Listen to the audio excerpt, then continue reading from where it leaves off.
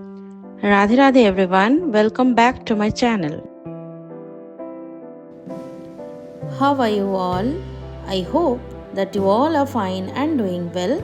आज मैं फिर से हाजिर हो गई हूँ एक बहुत ही ज़्यादा healthy, tasty and colourful recipe लेकर। आज की रेसिपी हम आटे से बनाएंगे। तो मैंने यहाँ पर लिया है गेहूं का आटा।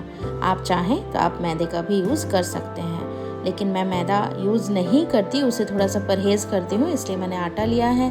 फिर थोड़ा सा अजवाइन हाथों में क्रश करके डाला है और डाला है नमक। साथ ही में मैं यहाँ पर राइस ब्रान ऑयल यूज़ कर रही हूँ। आप चाहें तो आप घी भी डाल सकते हैं या फिर मेल्टेड बटर भी डाल सकते हैं। फिर हम सूखे में आटे में अच्छे से तेल को मिक्स करेंगे। अगर दिक्कत होगी तो आप इस तरीके से दोनों हाथों का यूज़ करके अच्छे से मिक्स कर लेंगे। ये प्रोसेस बहुत ज़रूरी है, सारे आटे में तेल का मिक्स हो जाना बहुत ज़रूरी है।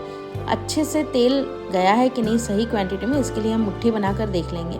अगर आटे में मुट्ठी बन जा रही है, इसका मतलब तेल की क्वांटिटी सही है। फिर हम थोड़ा थोड़ा पानी डाल के इसे गूँथ लेंगे। नरम देखिए मैंने बिल्कुल इसे गूँथा है।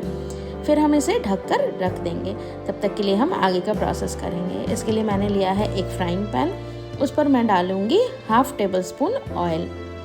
राइस ब्रान ऑयल यहाँ पर भी मैं यूज़ कर रही हूँ। आप चाहें तो सरसों का तेल भी यूज़ कर सकते हैं या फिर बटर। साथ में मैं यहाँ पर डाल दूँगी सरसों के दाने। ये मैंने 1/2 टेबलस्पून के जितना डाला है। और साथ ही फ्रेश कड़ी पत्ते, अगर आपके पास नहीं है तो आप स्किप भी कर सकते हैं। और इससे हम थोड़ा सा फ्राई करेंगे और उसके साथ ही डाल देंगे हम काटी हुई हरी मिर्च, चूर किया हुआ बादाम जिसे मैंने खलबट्टे में कूट लिया था, थोड़ा सा हींग। फिर हम इसे अच्छे से थोड़ा सा फ्राई कर लेंगे ताकि क्रिस्पीनेस आ जाए सारी चीज़ों में। उसके बाद हम डालेंगे थोड़ा सा हल्दी का पाउडर। फिर हम इसे फिर से एक बार मिक्स करेंगे।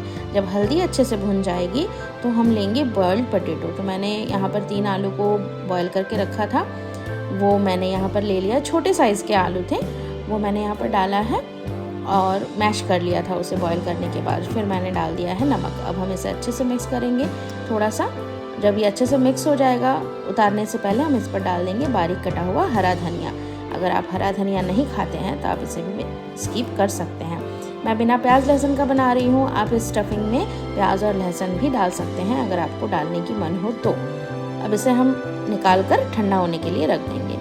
आटे को हम आधे घंटे के लिए रेस्ट पर रखेंगे। आधा घंटा बाद हम इसे निकाल कर देखेंगे तो ये और भी थोड़ा सा सॉफ्ट हो जाएगा। फिर हम इसे 2 पोर्शन में डिवाइड कर लेंगे। 2 अलग अलग लोइयाँ हम इसके बना लेंगे।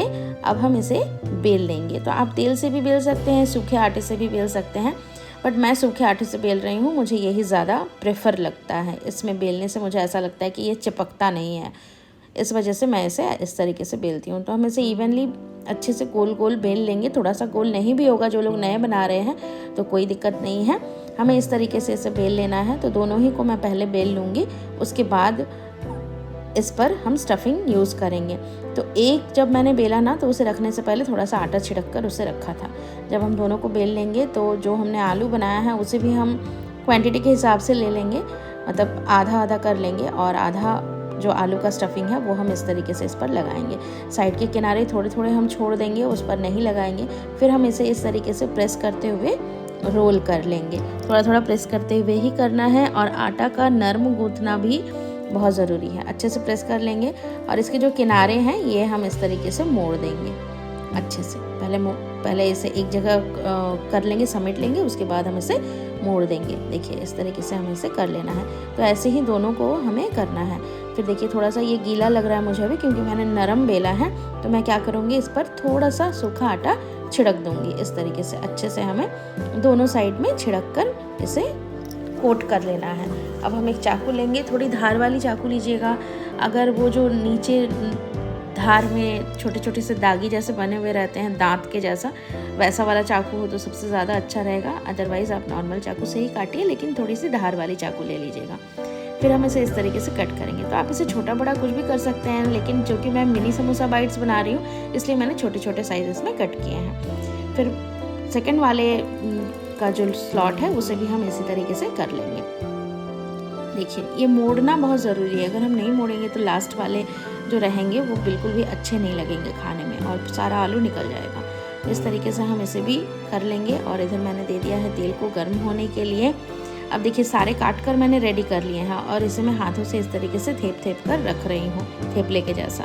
तो थोड़ा सा इसे इस तरीके से प्रेस कर लेना बहुत ज़रूरी है, नहीं तो फिर सारा जो हमने स्टफिंग तैयार किया है वो निकल जाएगा। देखिए मैं दिखा दे रही हूँ, इस तरीके से हम लेंगे। थोड़ा ज़रूरत पड़ने पर आप सूखा आटा लगा लीजिए और फिर इसे शेप दे दीजिए। इस तरीके से हल्का सा प्रेस करेंगे, आगे पीछे दोनों तरफ से ये प्रेस हो जाएगा और आलू की जो स्टफिंग है वो इसके अंदर रह जाएगी। इसी तरीके से सारे बाइट्स को हमें तैयार कर लेना है। फिर तेल जब गर्म हो जाए तो उसे लो फ्लेम पे करके ही हम सारे बाइट्स को इसमें डालेंगे। डालने के 1 मिनट बाद हम फ्लेम को हाई करेंगे ताकि वो धीरे धीरे से पकने लगे। तुरंत ही हाई फ्लेम पे हम इसे नहीं डालेंगे। देखिए अब ये एक साइड हो गया है, अब मैं इसे दूसरे साइड टर्न कर रही हूँ। इस तरीके से हमें कर लेना है और जब दोनों ही साइड अच्छे से फ्राई हो जाएंगे, क्रिस्पी हो जाएंगे, तो हम उसे उठा लेंगे। ये खाने में बहुत ही ज़्यादा टेस्टी लगते हैं, इजीली बन भी जाते हैं।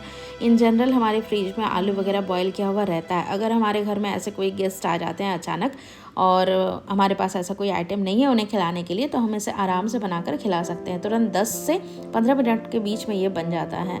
देखिए सारे ही बनकर तैयार हो गए हैं। मैं इसे एक को आपको तोड़कर दिखा रही हूँ कि ये किस तरीके से लगेगा खाने में। देखिए ये क्रिस्पी है। हालांकि स्नैक्स तो हम लोग गरम ही खाते हैं, तो गरम गरम खाना ये बहुत ज़्यादा अच्छा लगेगा। देखिए ये अलग अलग इसके लेयर्स भी हमें दिख रहे हैं। तो फ्रेंड्स आप भी चाहें तो इस रेसिपी को अपने घर में ट्राई कर सकते हैं। मिलते हैं तब तक के लिए, Radhe Radhe, take care and bye bye. और मुझे ज़रूर बताइएगा कि मेरी ये रेसिपी आप लोगों को कैसी लगी। Please please please take care everyone. Thanks for watching.